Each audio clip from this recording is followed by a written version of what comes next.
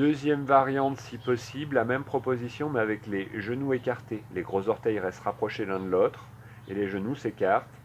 Largeur du tapis, faites ce qui est possible pour vous, mais on essaie de bien écarter les genoux pour que le ventre ne soit pas du tout appuyé contre les cuisses. Les bras vers l'arrière si vos épaules ou vos dos est un peu en souci. Si possible, si c'est ok pour votre corps, les bras en avant. Le bassin reste bien vers l'arrière et les mains voudraient avancer un peu plus peut-être. Oui. La poitrine est relâchée vers le sol. Laissez tout votre corps s'étirer du coccyx, du sacrum plutôt, jusqu'au bout des doigts.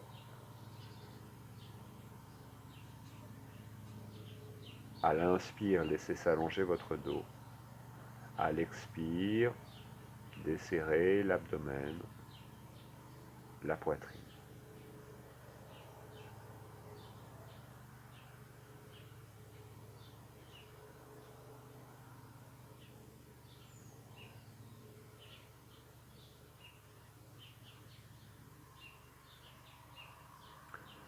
Ok. Eh bien, tu peux reculer les mains. Ouais, c'est mieux de reculer les mains pour sortir de ce truc-là. J'aurais pu faire sortir d'ailleurs dans le... C'est pas grave. J'ai estimé que c'était fini. Là. Ouais. Ouais, c'est bien, hein. Bien, ouais. C'est mieux sans crater. C'est quand même plus fluide. Ok, bravo. Coupe. Toc, toc, toc. Eh bien, debout pour la suite. Ouais, debout, peu importe. Ah, Ouais, ouais. je... Comme tu veux, bon, peu importe sans je vais le dire. Alors on fait un blanc maintenant parce que sinon elle râle la madame.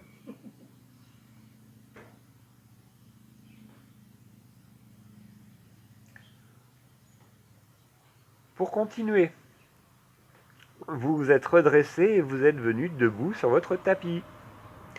Je vous propose de faire un quart de tour sur votre tapis pour pouvoir avoir accès à la largeur de votre tapis. Enfin, vous avez compris, vous avez vu Sixtine qui a fait ça très très bien.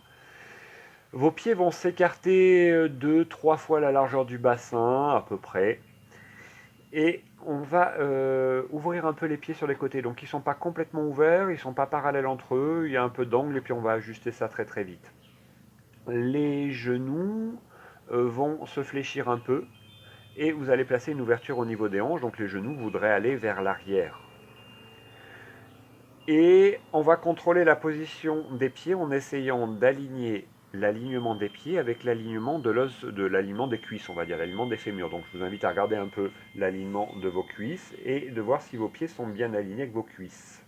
Si les genoux, l'axe qui va du haut de la cuisse jusqu'au genou est bien aligné avec le pied. Les genoux sont fléchis, au moins un peu.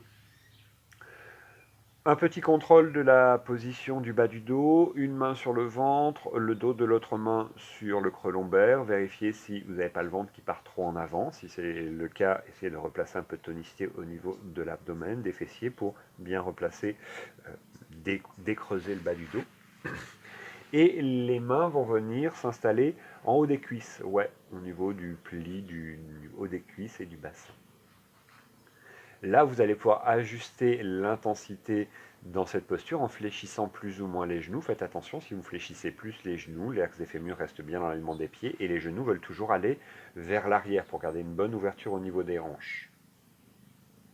Le bassin, lui, voudra aller vers le bas. Les mains repoussent bien le haut des cuisses pour ouvrir le dos et élargir le dos sans pincer entre les omoplates. Il y a toujours cet élargissement au niveau du dos. Pour le souffle, on va inspirer physiologiquement dans la poitrine en élargissant l'espace des épaules, en élargissant la poitrine, en élargissant l'espace costal. Et on va expirer avec le périnée, avec le bas-ventre, en rentrant le nombril. C'est assez volontaire et intense comme respiration.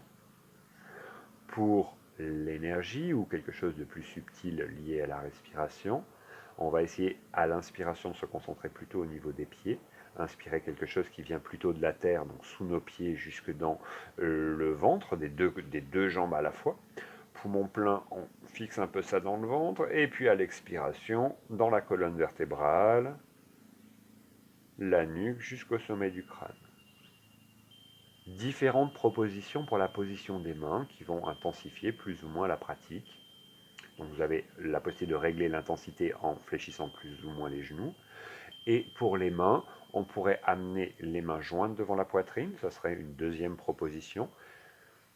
Les mains pressent l'une contre l'autre, c'est pas souvent que je propose de dire ça, mais les mains pressent l'une contre l'autre et les coudes sont un peu soulevés et écartés, en gardant les épaules basses, oui.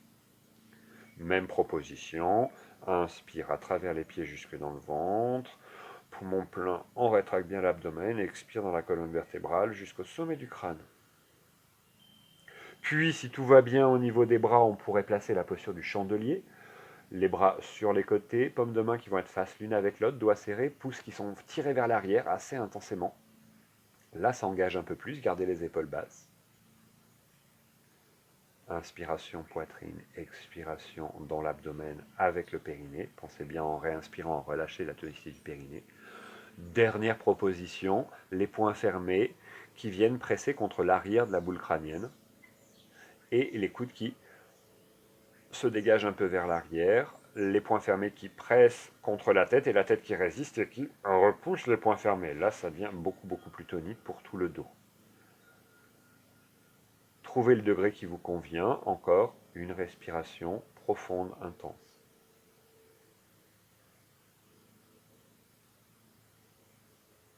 Puis, pour sortir de cette proposition, une variante de la posture du Mont Meru, on va relâcher les bras,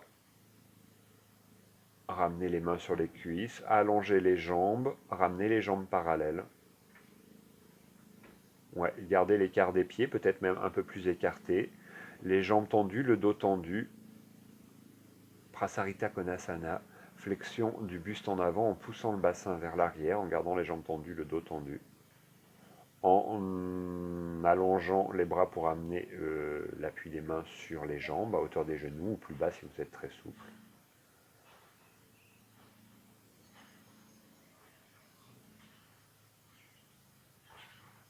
On reprend dans cette variante-là le même type de respiration. Inspire dans les deux pieds jusque bas du dos. Expire, bas du dos vers la tête.